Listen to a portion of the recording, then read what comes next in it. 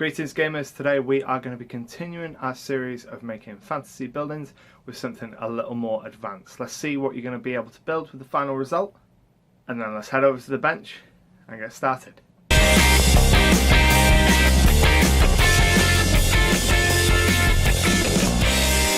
I began by cutting a sheet of extruded polystyrene to more manageable lengths and using my hot wire cutter to cut the walls to size. I also used the cutter to add 45-degree miter cuts to the ends of each wall piece so that they would join up more seamlessly.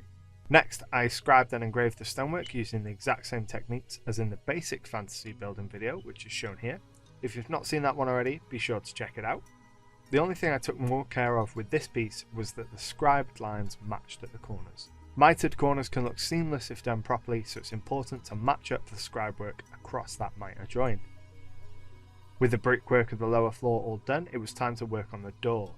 I measured out what I thought would be a good sized double door, rounding off the top, and cut it out from 3mm balsa wood, using a file to round the top properly.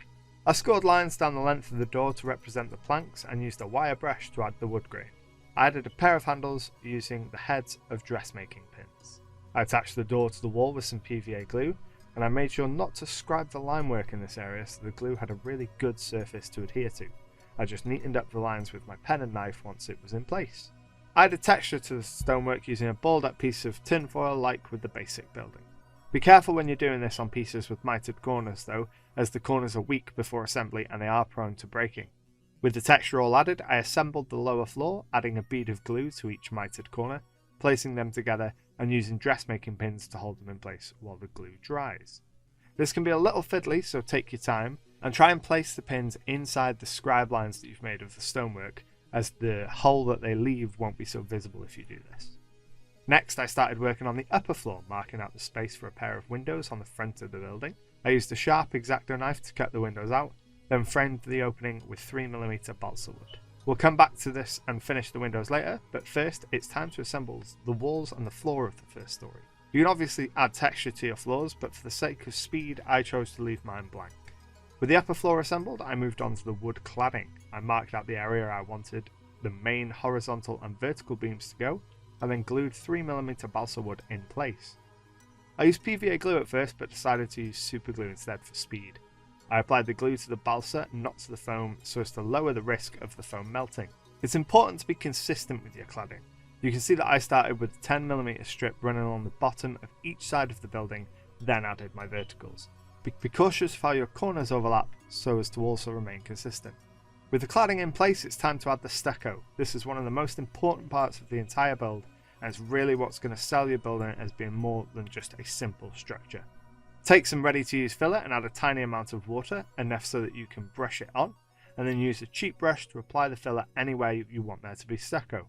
Don't worry about being too neat at this stage, just make sure you get it into all those little nooks and crannies. Come back with a piece of tissue and wipe up any filler that has gone onto the face of the wood cladding. As an additional step, you can also run your knife in the join between the filler and the wood. This helps separate the stucco so it reads as a different material to the wood once it's all painted up. Wait 10 to 15 minutes for the filler to begin to dry, and then come back with your brush and stipple the surface of the filler using short jabbing motions to create an interesting texture. Depending on your brand of filler, you may need to repeat this step a few times every 5 minutes until the filler can retain its shape. I used a hairdryer to speed up the drying process. With all the filler applied, it's time to finish those windows. I started by cutting out some interior frames, making a cross in each window. I would usually use coffee stirrers for this, as they are more rigid, but I didn't have any to hand, so I settled for some more of that 3mm balsa wood. Next, cut a piece of aluminium mesh to size and superglue it in place to emulate those leaded windows. Once the glue is dry, add a support piece behind the mesh just to keep it in place. With the upper floor assembled, I added several small 6mm square dowels of balsa to each end of the upper floor. This serves two purposes. First, it makes it look like the support beams that hold up that first floor. And secondly, it acts as a point of registration so that when you put the upper floor onto the bottom, it sits correctly. At this point, I decided the doorway was looking a little boring, so I traced out the space onto a piece of blue foam, cut out the inside, and made an archway of raised stones to frame the door. Because the piece was so thin, it snapped before the application, but it was an easy fix. I just pinned both pieces in place while the glue dried. Adding various raised details like this can really elevate your piece and make it more visually interesting. Adding this archway certainly made the door nicer to look at. While I finish building the new archway for the door, I just want to talk about today's sponsor, who is Audible. Audible has a library of thousands of audiobooks available for you to listen to right now. I've been listening to the Harry Potter series as read by Stephen Fry for the last couple of weeks while I've been working on these buildings, and they are great as a background for your hobbying.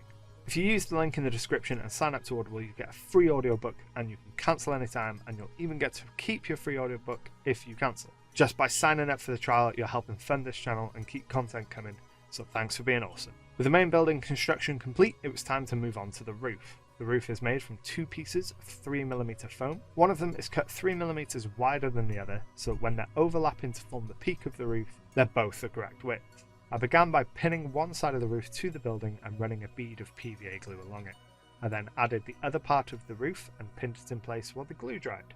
I also added some supports to the underside of the roof by tracing the angle of the roof onto a scrap of foam. I didn't account for the walls when doing this, however, so I had to cut away some of the edge material so that the roof would sit flush.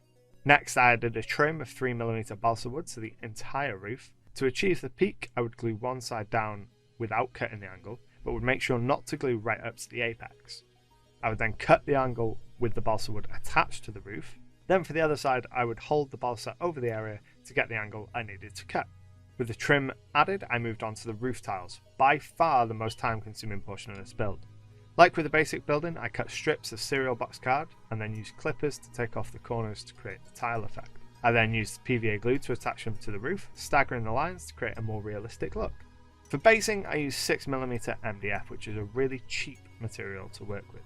I used a jigsaw to start cutting out the final shape, then remembered how much I hate jigsaws, so I just used it to rough out the shape, and I used my scroll saw to finish off the final shape, rounding the corners with a file.